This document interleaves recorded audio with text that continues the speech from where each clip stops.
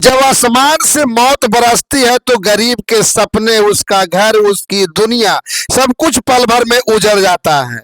गया जिले के गुरारू थाना क्षेत्र के जंगलडीहा गांव में ऐसा ही दिल दहला देने वाला हादसा हुआ, जहां तेज आंधी, बारिश और ओलावृष्टि के बीच ठनका गिरने से 14 साल के मासूम नीतीश कुमार की दर्दनाक मौत हो गई और दो महिलाएं जिंदगी और मौत के बीच जंग लड़ रही है। लेकिन इस हादसे के बाद जो सच सामने आया वो सिर्फ दर्द नहीं बल्कि ग्रामीण समाज की कड़वी हकीकत भी दिखाता है। तेज आंधी, मूसलाधार बारिश और ओलावृष्टि से लोग पहले ही डरे हुए थे। इसी बीच शाम करीब 4 बजे अचानक आसमान से जोरदार ठनका गिरा और सीधे एक गरीब परिवार के करकट वाले घर पर आ गिरा।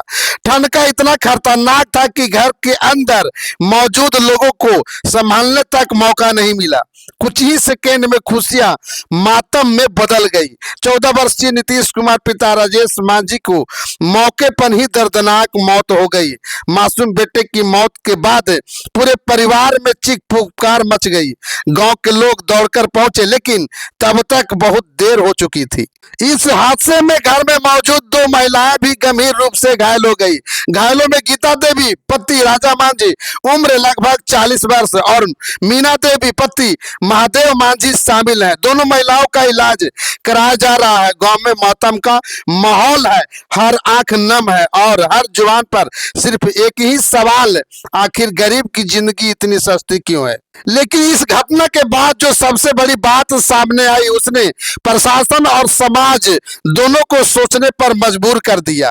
पुलिस, स्थानीय जनप्रतिनिधियों और कई समझदार लोगों ने परिवार को समझाया कि पोस्टमार्टम कराने से सरकारी सहायता और मुआवजा मिलने में आसानी होगी, लेकिन परिवार और ग्रामीण पोस्टमार्टम कराने के लिए तैयार नहीं हुए। आखिरकार बिना पोस्टमार्टम का शव का दाह संस्कार कर दिया। अब सवाल यह है कि आखिर ग्रामीण समाज कब जाएगा, कब तक अंधविश्वास, डर और गलत धारणाओं की वजह से गरीब परिवार अपने अधिकार खोते रहेंगे। खासकर दलित और गरीब समाज में आज भी पोस्टमार्टम को लेकर डर और भ्रम फैला हुआ है।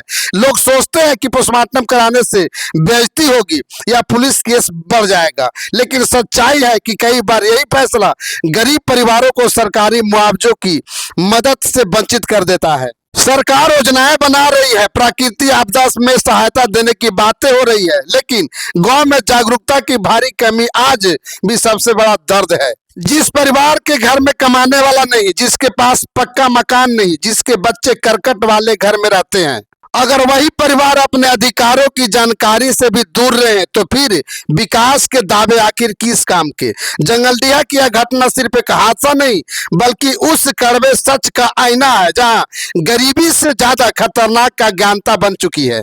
एक मासूम की जान चली गई, 2 महिलाएं घायल हैं और पीछे छूट गया एक गरीब परिवार का टूटा हुआ संसार। जरूरत है प्रशासन गांव-गांव जाकर लोगों को जागरूक करे ताकि कोई गरीब परिवार अज्ञानता की वजह से अपने अधिकार और सरकारी सहायता से वंचित न रहे।